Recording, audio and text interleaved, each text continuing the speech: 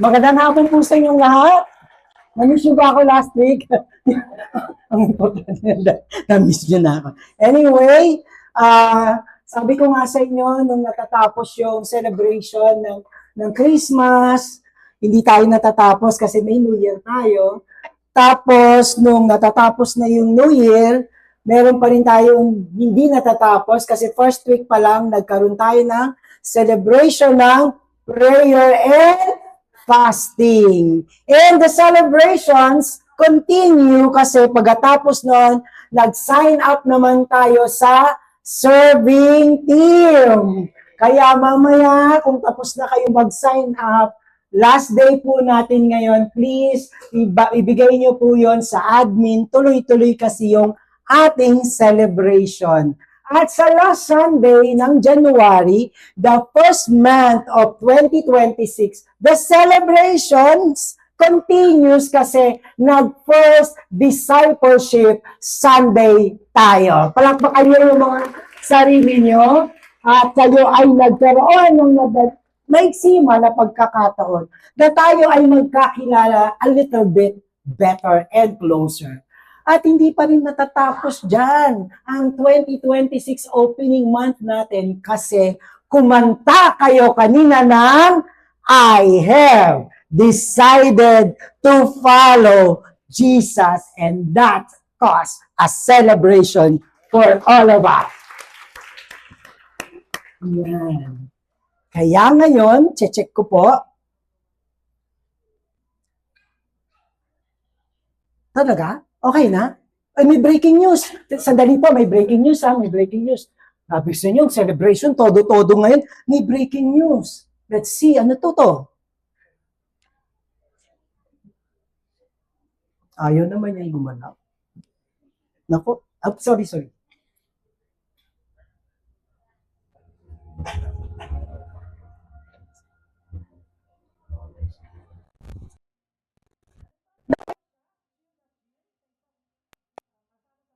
City, pero sa kanyang likuran ay may chill na chill ka, pero sa likuran mo, may mga bumbero na sumagot sa isang sunog. Kaso chill na chill pa rin siya. At imbis, panayang busina, may sirena, emergency, motor. Hindi pa rin tumabi ang motorsiklo. Instead, siya ay pumwesto sa gitna. May sunog. May emergency. Emergency is a serious, unexpected, and often arising from a dangerous situation requiring what? Immediate action. Kaya, emergency. The quick response could be a lifesaver. Tingnan nyo naman po, nag-quick response ang mga bumbero, kaso may umadlang.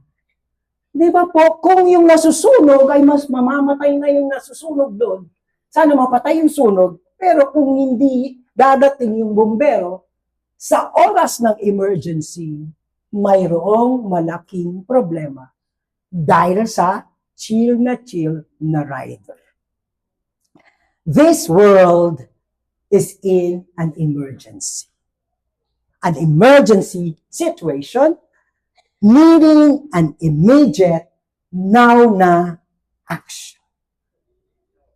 Kasi ang mundo ngayon ay nasusunog. For God so loved the world, and He is in the mission to save the world from fire. More importantly, from the fire of hell. Kaya nga, God the Father, as we have studied in week 1, gave His only begotten Son who died on the cross on week 2 for the mission to save the world from burning. And not only that, for this Sunday, even as we end our series, God commissioned His church, you and me, for this very crucial and what? urgent, now na action to save the world from fire. Either ang response natin ay ang mga bumbero o ang chill na rider. The choice is yours. But for God, Jesus Christ, He has made the choice.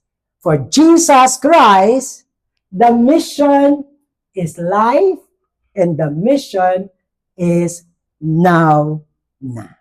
I'm inviting everyone to please stand up and we will be reading our text, John 14 verse 4, chapter 4, verse 31 to 42. Yes, Ethan?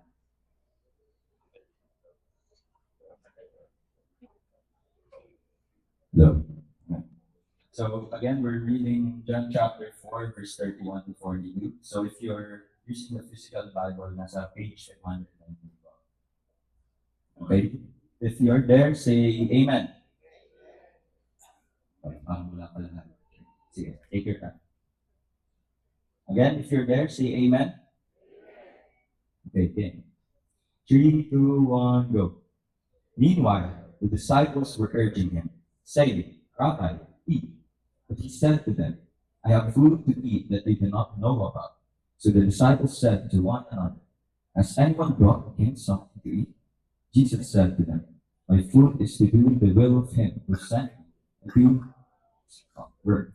Do not say, There are yet 4 months, then comes the harvest. Look, I tell you, lift up your eyes and see that the fields are white for harvest. Already the one who reaps is receiving wages, gathering fruit for eternal life, so that sower and reaper may rejoice together. For here the same holds true. One sows and another reaps. I sent you to reap that for which you did not labor. Others have labored, and you have entered into their labor. Many Samaritans from that town believed in him because of the woman's testimony. He told them all that ever did. So when they asked him to stay with them, and he stayed there for 2 days. And many more believed because of his word. He said to the woman, It is no longer because of what he said that we believe, for what we have heard ourselves, and we know that this is indeed the Savior of the world. Thank you. Let's pray. Father, we thank you so much, even as we really, Lord, hear once again your mission and now coming very, very strongly to us, even as we read your verse. Maraming pong salamat. Kasiyan po kami sa pag-aaral sa hapong ito. Sa pangalan ni Jesus, Amen and Amen. Thank you very much. Be seated. Pag may gustong kumontak sa voice talent ko, ako lang kausapin niyo. Kasi nagiging official ko na siyang Bible reader. Anyway, no, sabi nga natin, Jesus Christ is in the mission and it's now for God, Jesus Christ. In our text, the mission is what? Urgent. Now na. At makikita po natin sa ating pag-aaralan, dun sa buong passage, the whole narrative, Jesus keeps the mission from the beginning to the end. Let's go back to John 4 and in beginning, doon pa lang sa verse 1, makikita na natin, He keeps on doing and going there. Now, when Jesus learned that the Pharisees had heard that Jesus was making and baptizing more disciples than John, although Jesus himself did not baptize, but only his disciples, he left what? Judea, and then departed again for what? May problema. Merong mga issues na lumalabas. But, anong ginawa ni Jesus Christ? He went from Judea, galing siya sa Jerusalem, pupunta na siya sa Galilea. Tingnan niyo po, progressive, constantly progressive. He came from Jerusalem, Judea, doing the work, doing the mission. At agad-agad, kahit meron siyang naging problema, kasi narinig na ng mga Pharisees na mayroong issue na nagbabaptize na, marami na nagpapabaptize. So it's a problem. But for Jesus Christ, Hindi naging hindrance or excuse yung difficulty. Ay, teka muna. Andiyan na yung mga Pharisees. Teka muna, hindi ko na muna tutuloy ito. Magtatago muna ako. Okay? Hindi. At kapag tiningnan natin, ang pwede pang mag-hold sa kanya, ang excuse niya, ay, teka muna, haharapin ko to. Yung mga Pharisees na to, kala nila. Hindi ako natatakot sa kanila. Pero anything for Jesus, either difficulty or issues or non-issues, hindi pinagtutuunan ni Jesus ng atensyon. Dahil ang kanya, nothing can hinder the preaching of the Word of God. Pwede kang takutin ng difficulties, kaya nga kanina, anong mga fears? Pwede kang madlangan ng mga issues, kaya kanina, ang tanong natin sa Discipleship Sunday, anong mga hindrances? But for Jesus Christ, no issues and non-issues and difficulties can hold Him because the mission is urgent. And so, tumiretso siya sa Galilee. But take note again, and He had passed through Samaria. Pag tinignan po natin yung ating mapa, ito po ang Judea, pupunta sa saan? Sa Galilee. Pero, hindi dumadaan ang mga Jew sa Samaria. Bakit?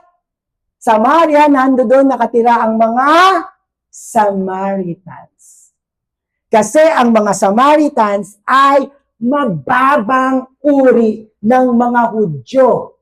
At sila ay unclean. Ang mga Hudyo think themselves of the nation o bayan ng Diyos na puro. Ang mga Samaritans ay hindi puro. Kasi ang mga Jew sa Old Testament, nung sila ay sinakop ng Babylonia, kinuha ang mga Hudyo at dinala sa Babylon. May naiwan na mga Hudyo sa Jerusalem, sa Promised Land. At ito ang mga naiwan yung mga mabababang uri. Kaya si Shadrach, Meshach at Abednego at si David ay tauta. Kaya andun sila sa Babylon. So ang tinira ay ang mga sa tingin nila ay mababa. Tapos itong mga bababang uri ng mga Hudyo ay nakipag-asawa sa hindi kapwa Hudyo. So ang mga anak nila ay maganda pag sa atin mestizo. Di ba? Pero sa kanila pag hybrid mababa kasi hindi ka na purong Hudyo, hindi ka na purong bayan ng Diyos. So ngayon, dahil meron ng totoong Hudyo, purong Hudyo, at meron ng mababang uri ng Hudyo, ang tawag nila ay Samaritan. Fast forward tayo ngayon dito. So nandito siya, ang mga Hudyo, iikot pa sila, hindi sila mag-shortcut, marumi. At marumi ang mga mamamayan dyan. Hindi sila iikot. Pero look at this. But Jesus had to what?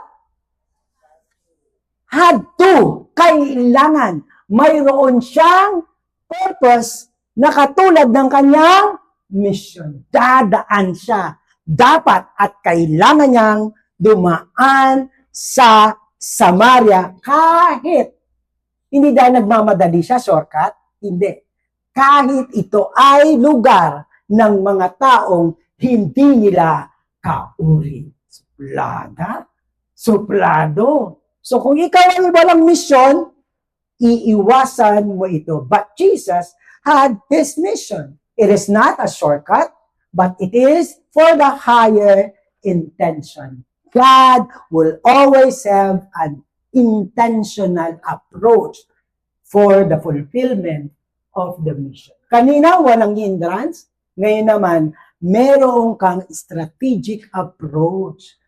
Grabe. Pag ikaw nag-isip, naku, yung one-to-one ko ito. Kapitan nyo. Wow. Gets? Sino na napakabi dito at napa-one-to-one ending? Si Jesus Christ has the same kind of mindset. Only because for the mission. And, tapos sabi nung kwento natin sa John 4, saan siya dadaan? Dadaan siya sa Samaria. At ang Samaria, nandoon ang Jacob's Well. At ito ay oras ng tanghaling tapat. Jesus was wearied. Parang tanghaling tapat, naglalakbay ka, mainit, napapagod ka, 12:00 na, kakain na. Ano gagawin mo? Uupo ka dito, beside the well. It was about the 6th hour. Kaya nilagay pa rin ng writer para makita nyo na tag-init, oras na ng pagkain. Yung intention ni God, kasama to. Bakit? Jesus' humanity is fully displayed here. Mamaya na yung bakit. Ito muna. Dito, pinakita si Jesus ay taong-tao. Tingnan niyo yung katabi niyo. Tayong tayo. Di ba po? Di ba? Parang si Jesus Christ. Sino dito hindi napapagod? Sino dito hindi naiinitan? Di ba? Napapagod. Pag 12:00 na, lunch break. Pero kita-kita niya po, for His mission, ano dapat? Kung mission, unahin ko na pagkain ko. Pero with His intention, hindi niya inintindi nyo. In fact, His situation is actually fitted dun sa kanyang intention. Dito ako uupo sa well. Hindi ako kakain. Hindi ko uunahin ang pagkain ko. Samantalang kasi yung mga disciple niya, umalis, bumili ng pagkain. Tapos doon siya nag-iintay. Tingnan niyo po kung gaano ang ating Panginoon. He denied Himself. Gutom para sa sarili ko. Sa pagbimisyon ba natin, pag-engage, dinidinay niyo ba yung sarili niyo? Di pa ako uwi. Kasi bakit? Yung nakausap ko kanina, kinokonek ko. Antayin ko paglabas, kukonek ko ulit. Kahit uwing-uwi na ako. A-attend ulit ako sa Sunday kasi nag-uusap kami nung kinonek ko. Kaso meron akong date. Huwag ka na muna date. Denial of self. Salamat po dun sa umuo kayo sa invitasyon. Meron akong nakausap, parang 2. In-invite sila, kaya sila nandito. Thank you very much. At first time. 2. Yung isa ngayon nakausap ko, hindi kita sasabihin yung pangalan.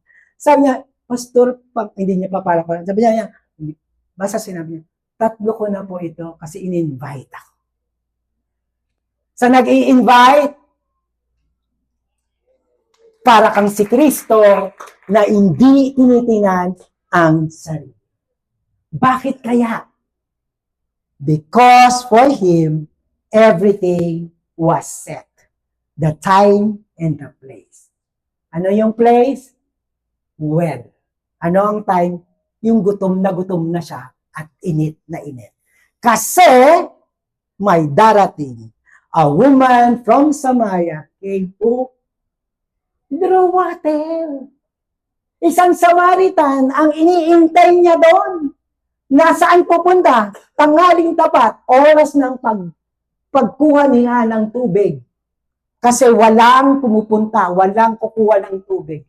At isa siyang babae. Kaya nandoon siya, kaya right in place na eto na, iniintay ko. Ang sabi niya, penging tubig. Alam nyo, kayong mga nai-invite namin at dumadating kayo, hindi nyo alam kung gaano kami nasisiyahan kapag umuoo kayo sa invitasyon because you are fulfilling God's mission. Kaya give me a drink. The Samaritan woman said to him, how is that you, a Jew, ask for a drink from me, a woman of Samaria? Diba nakita ko na yung backstory? Bakit ka na hihingi sa akin? Jew ka, tapos Samaritan ako. Diba hindi tayo magka-level? Kaya takang-taka siya. Ako, pinupuntahan mo. For the Jews have no dealings with the Samaritans. Na honor yung babae. It is always an honor to be approached by people considered to be the children of God. And when we honor and when we invite people, when we do the mission, it's an honorable thing to do. Kaya nagulat yung babae, how can that be? Salamat na lang. Walang excuse si God. Si Jesus walang excuse sa problema, walang excuse sa non-issue. Ano ba yan? Kaya huwag naman kayo makipagdebate. Palagi na lang debate ng debate tungkol sa Bible, sa gano'n. Kasi hindi nyo naman na-win. Si Jesus Christ, non-issue yan. Hindi ko kayo papakag. Diretso ako sa mission. Susunod, hindi choosy si God. Kasi anong sabi ng John 3:16? For God so loved the rich. For God so loved the world. Kasi Jesus Christ, kaya Samaritan ka, I will give you the sharing of the gospel. Kaya nga yun, no, alam nyo, kaya good Samaritan, ibig sabihin, yung tao, kasi sa kanila, walang good na Samaritan. Lahat sila mababa. But dito, yung good Samaritan, nag-cross over siya sa mga taong hindi pinapansin.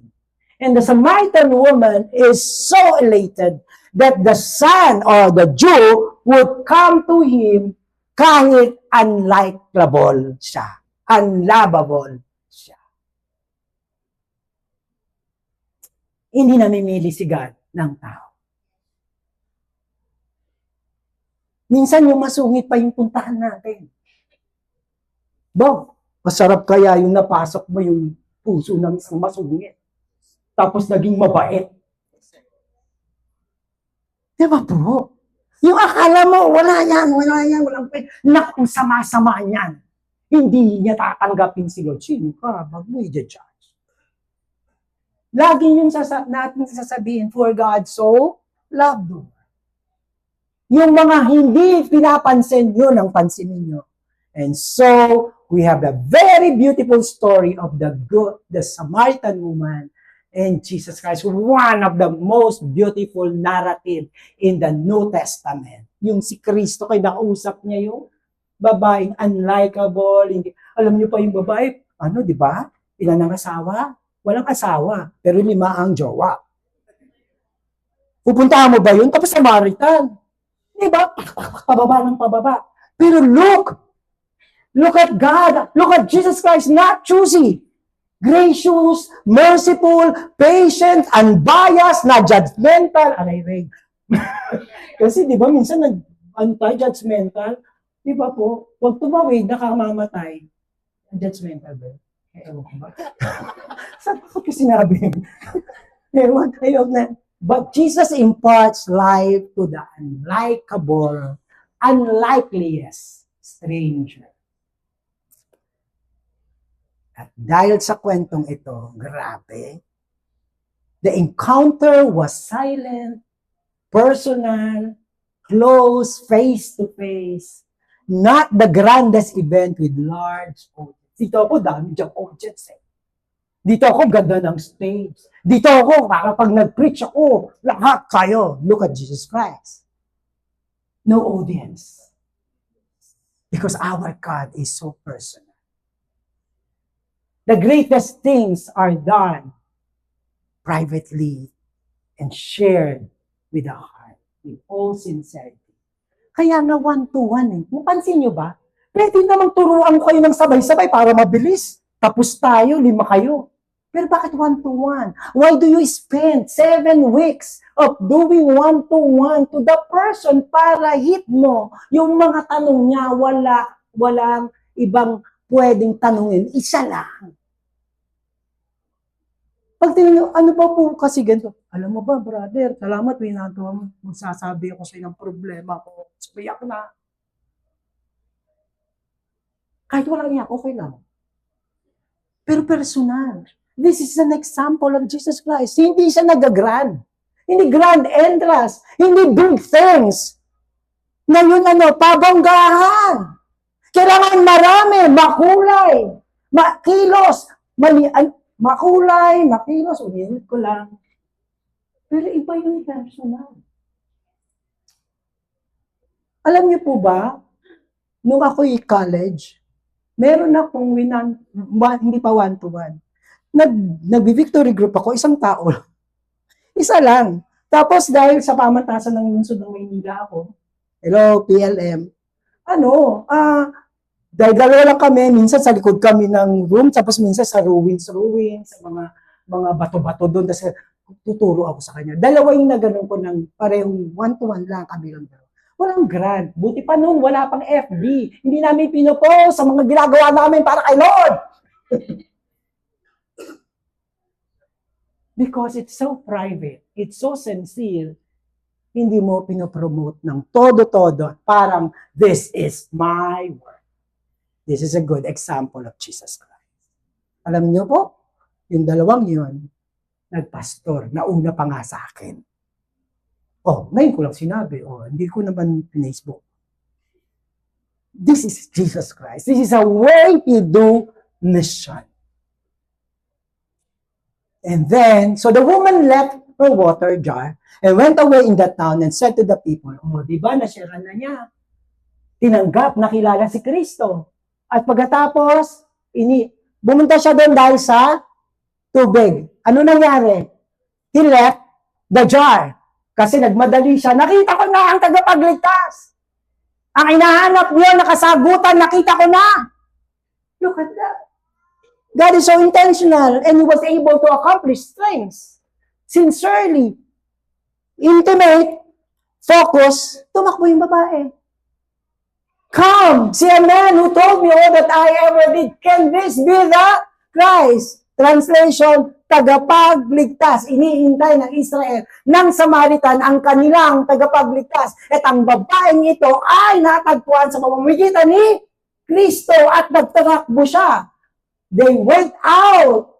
Yung mga Samaritans, hindi na lang isang Samaritans, kung hindi komunidad ng mga Samaritans na mababang uri na inaayawan ng tao tumakbo kay Kristo. I thank the outreach ministry na yung mga hindi pinapansin na komunidad ay pinupuntahan niya. Ayoko nang maputik, ayoko nang marumi, ayoko nang masikip, pero yung mga outreach, doon sila pumupunta. Sabi ko lang, magbota kayo, wag kayong lulusong, maarte pa ako sa kanila, wag kayong lulusong sa baha, tapos mag-face mask kayo. Pero sila punta doon. Finally, dahil may mission, series, Lord, pupunta po ako. Gusto ko lang pumunta doon. I just want to feel their joy. Kasi pag uuwi sila at mag-meeting kami, ang saya-saya nila.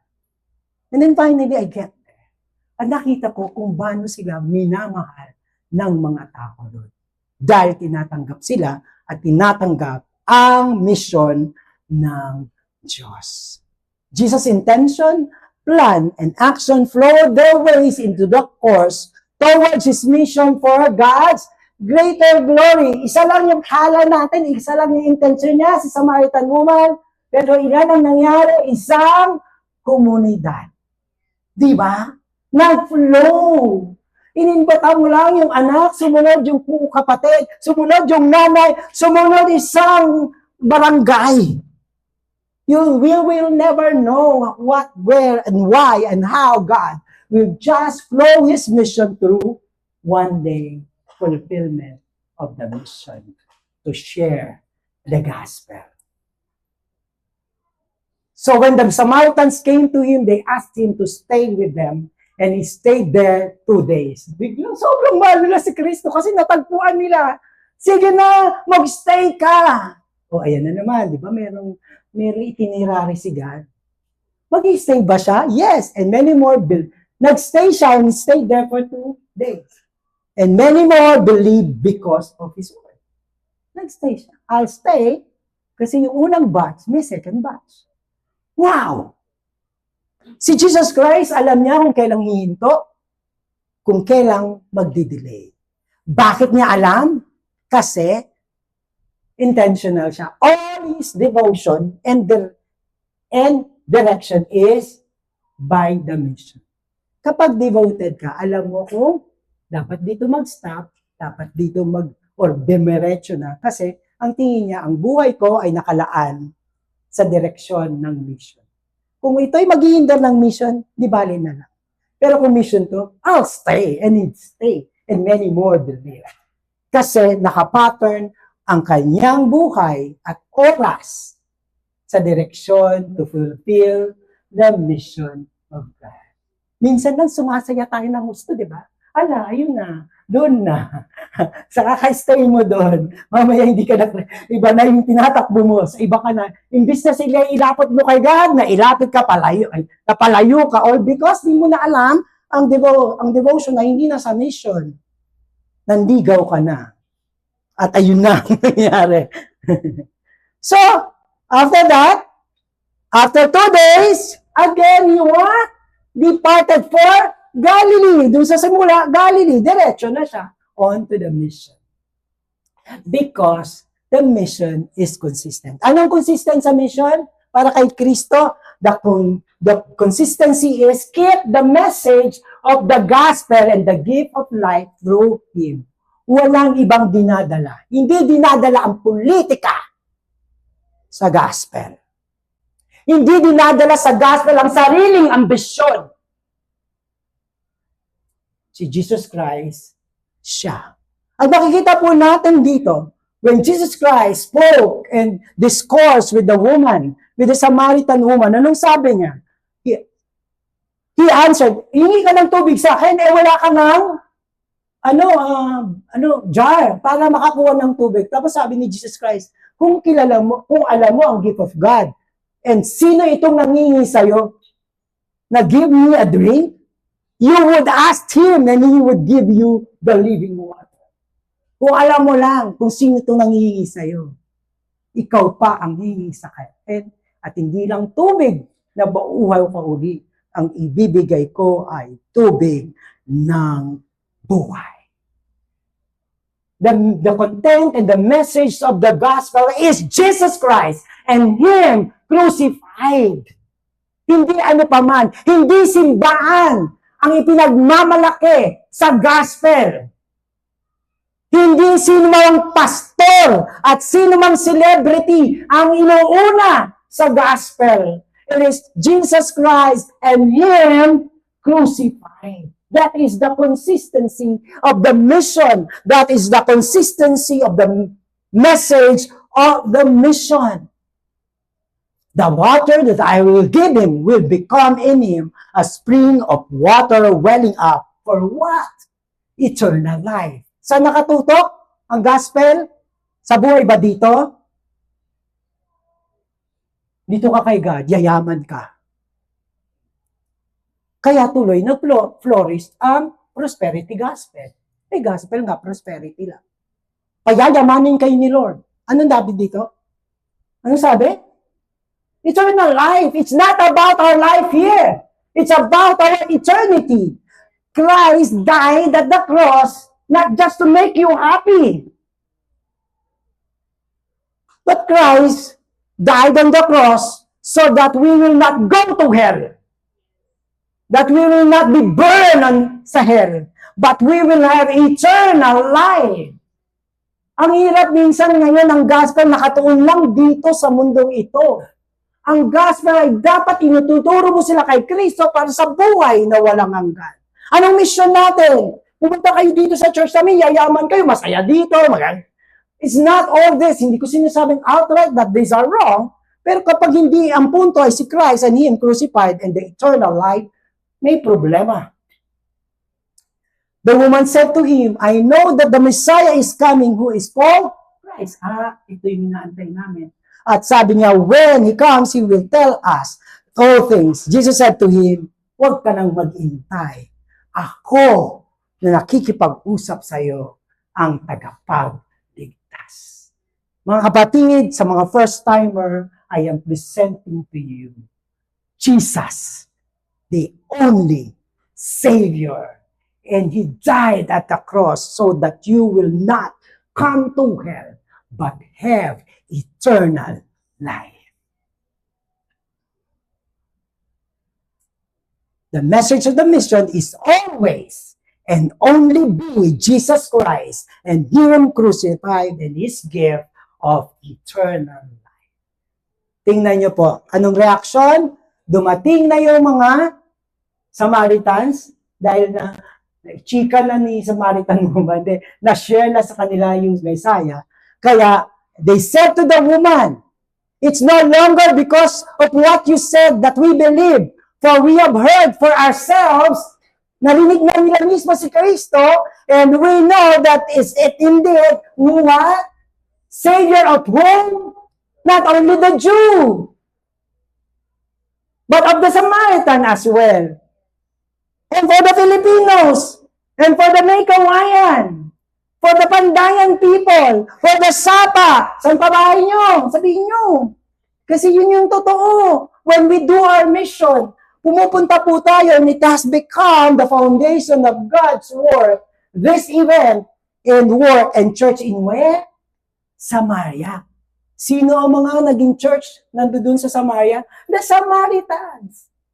Yung tinatapon, yung hindi pinapansin. Nagkaroon ng church dito.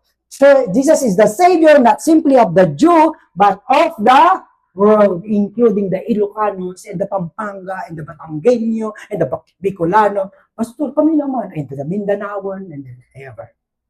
Okay po, and the OPA, and the kaya si Jesus Christ, Savior, not only of us, but the Savior of all. Particularly, sino yung mahal mo sa buhay na hindi pa kilala si Kristo? It could be your parents. It could be your sibling. It could be your husband or your wife. But Jesus is their Savior.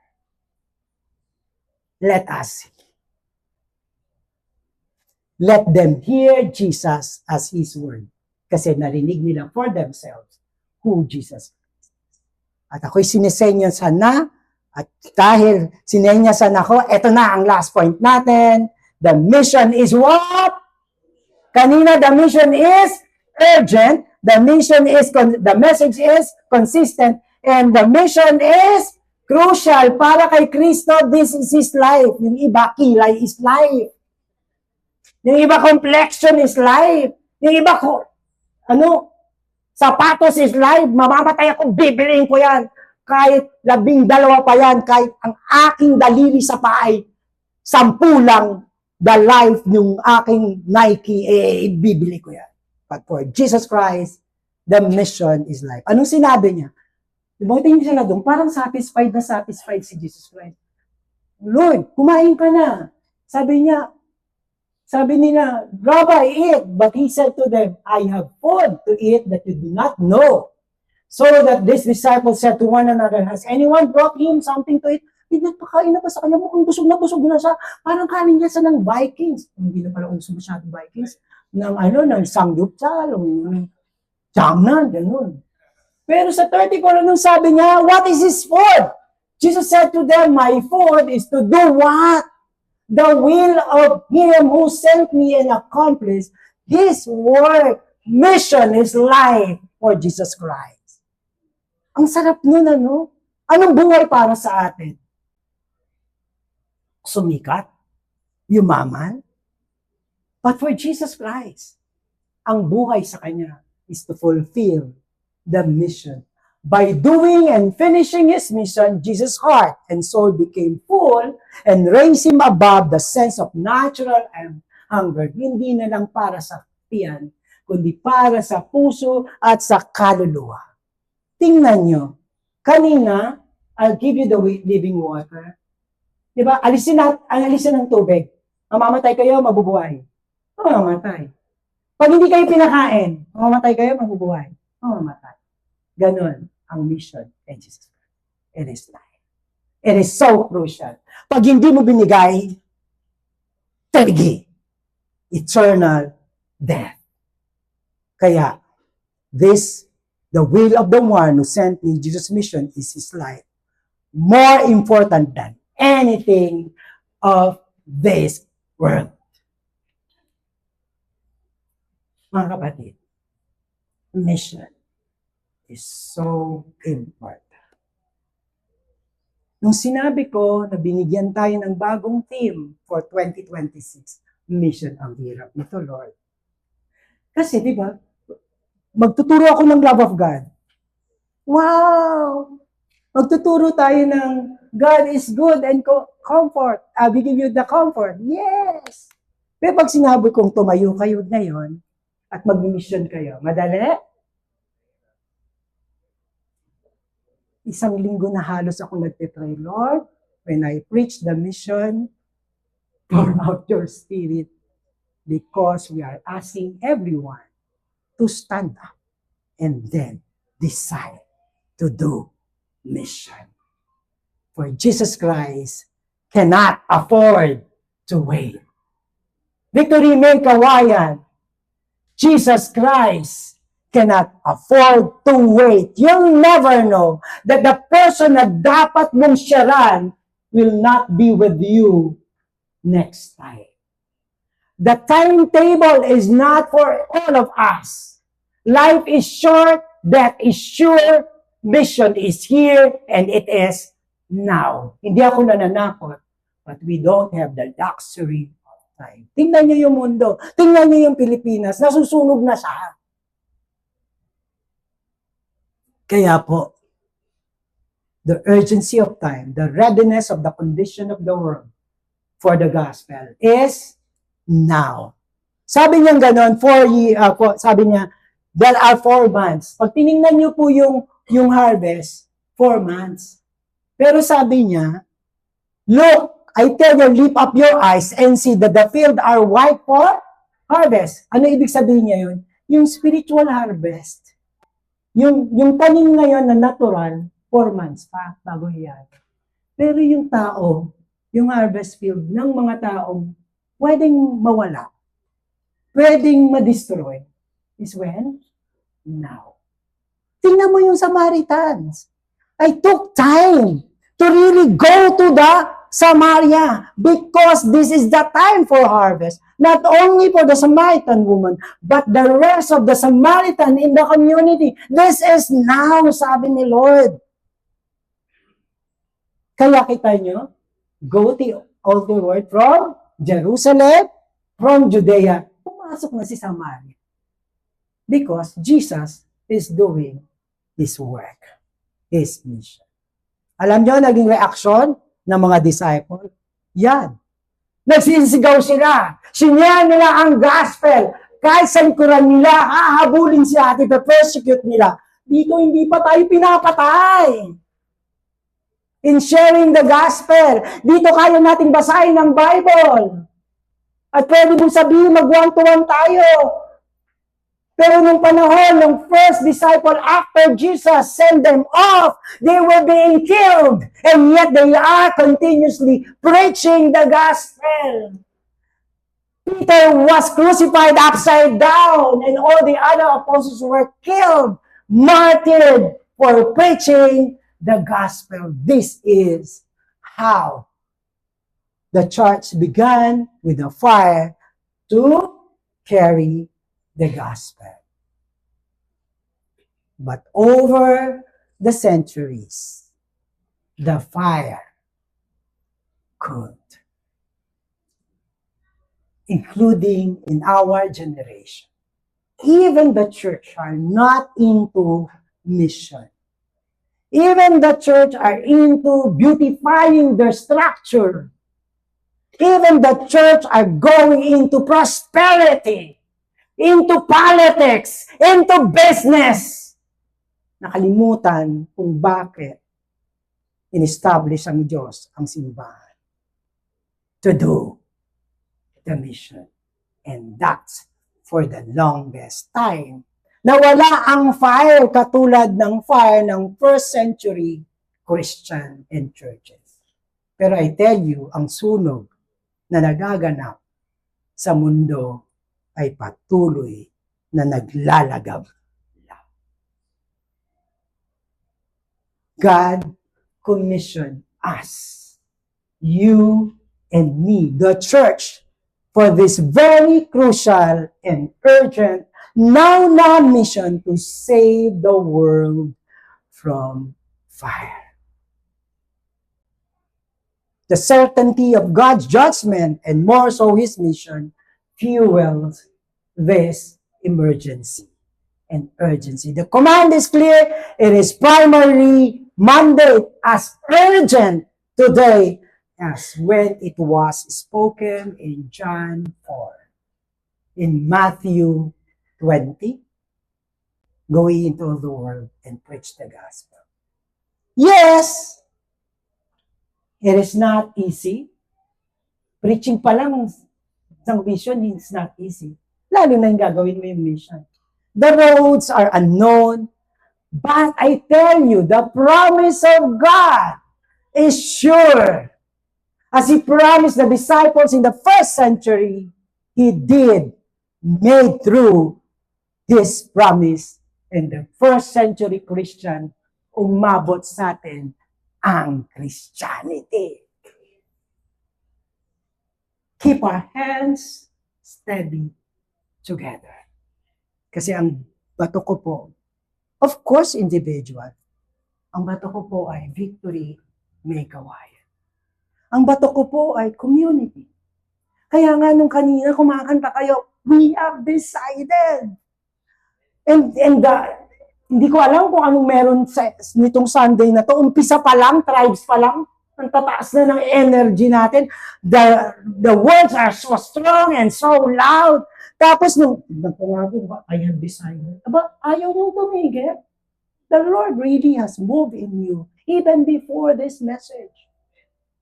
I don't think basta na lang natin naramdaman na sisigaw tayo ng I have decided, kakanta tayo in unison ng I have decided. But because of the Holy Spirit, even before, has really moved in us. I tell you, it's not by might nor by power, but by the Spirit of God. We can say, I have decided. We can hold our hands together, our feet moving in unison, and our hearts stronger banded together. Nakita mo ba yung katabi mo? Baka kasama mo yan sa bahay, kasama mo sa trabaho. Baka hindi. But this afternoon is so special that the Lord is bonding our hearts together to do the mission and the mission now. Set our hearts in fire like the one that sent the first disciples to where? To the ends of the earth. Hanggang ngayon, dumating ang gospel. Dahil na-set yung fire, ang heart nila to do the mission. Let their passion steer us.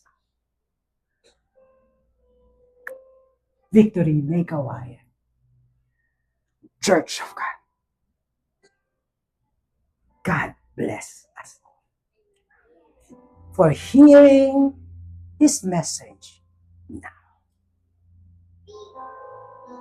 Can we hold our hands together?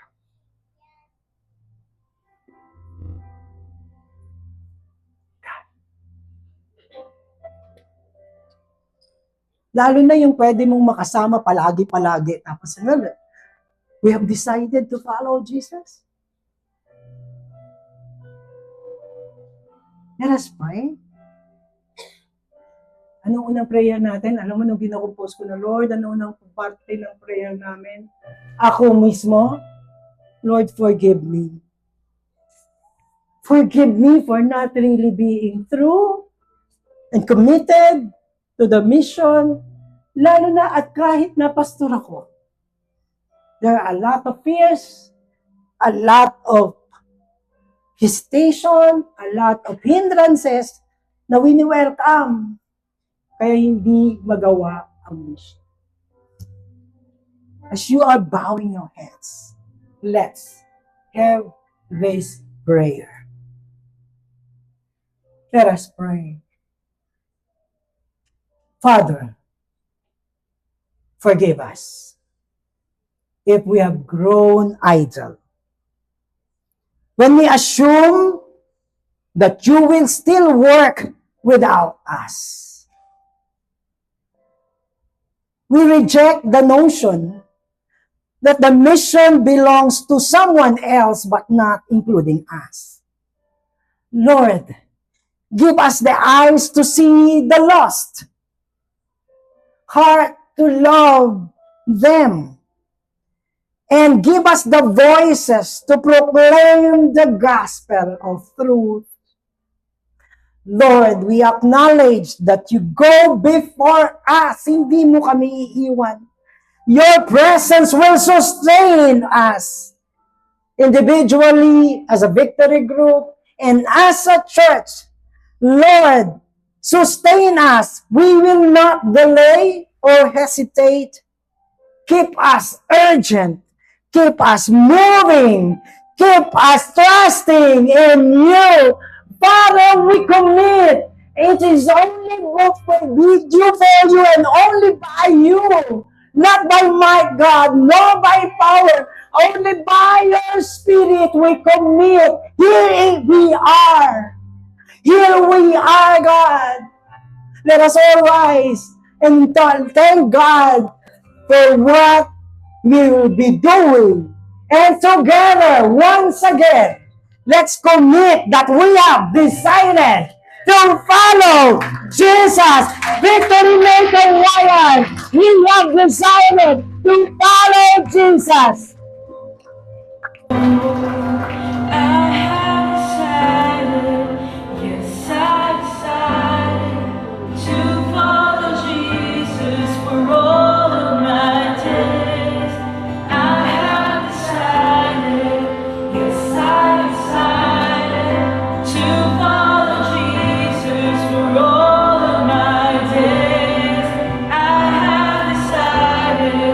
Yes, I decided.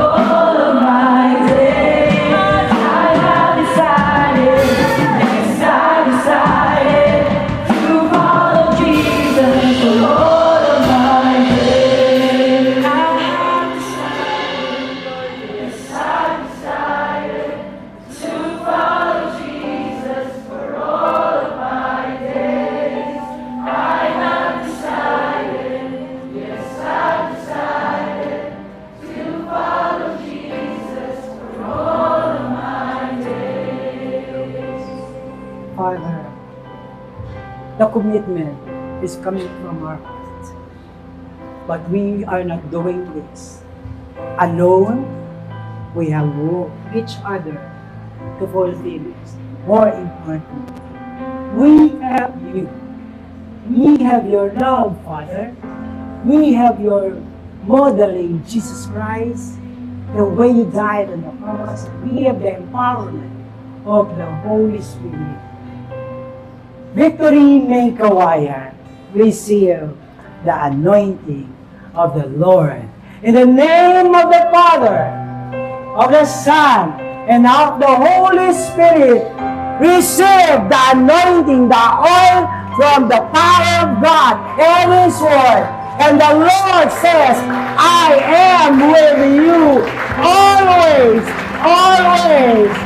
This we pray in the mighty name of our Lord Jesus Christ. Amen and amen.